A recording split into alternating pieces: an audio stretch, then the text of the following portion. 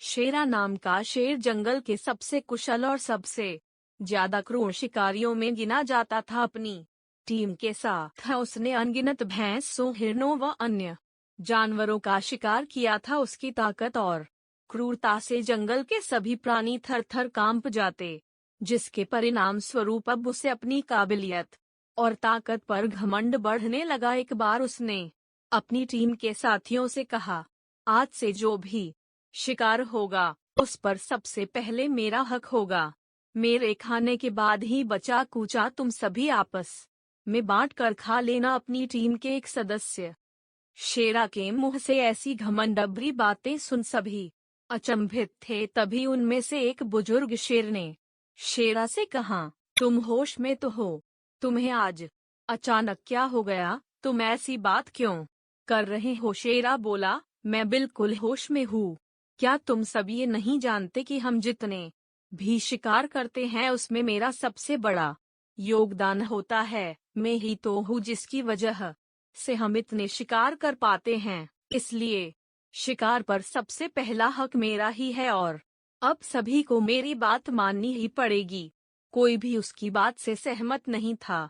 इसलिए अगले दिन एक सभा बुलाई गई, जिसका उद्देश्य था शेरा को समझाना। हम मानते हैं कि तुम एक श्रेष्ठ कुशल शिकारी हो, लेकिन क्या ये बात भी उतनी ही सच है कि बाकी के सदा भी अपना जी जान लगा देते हैं डंडा? इसलिए हम इस बात के लिए सहमत नहीं हो सकते कि शिकार पर पहला हक तुम्हारा हो। हम सब मिलकर शिकार करते हैं और हमें मिलकर ही उसे खाना चाहिए।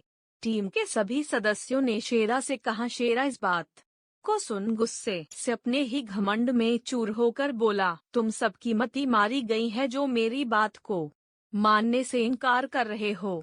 अगर ऐसी ही बात है तो आज से मैं अकेले ही शिकार करूंगा और तुम सब मिलकर खुद अपने लिए शिकार करना।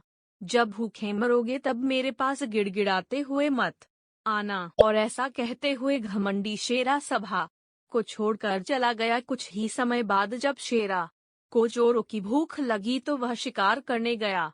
वो भैंसों के एक झुंड की तरफ दहाड़ते हुए बढ़ा, पर वो देखकर हैरान रह गया कि जो भैंस से उसे देखकर ही कांपने लगती थी, आज उसके आने पर जरा भी नहीं घबराए, उल्टे एकजुट होकर उसी का मर मार कर दूर खदेड़ दिया। भैंसों से पीटने के बाद उसने ने सोचा, चलो कोई बात नहीं, मैं हिरणों का शिकार कर लेता हूँ। और वह हिरणों की तरफ बढ़ा, पर अकेले वो कहाँ तक इन फुर्तीले हिरणों को घेर पाता।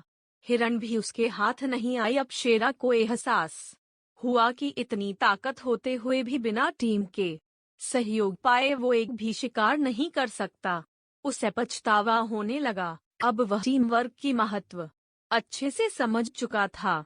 वह निराश बाकी शेरों के पास पहुंचा और अपने इस व्यवहार के लिए क्षमा मांग ली और एक बार फिर जंगल उसके यानी कि उसकी टीम के खौफ से कांपने लगा।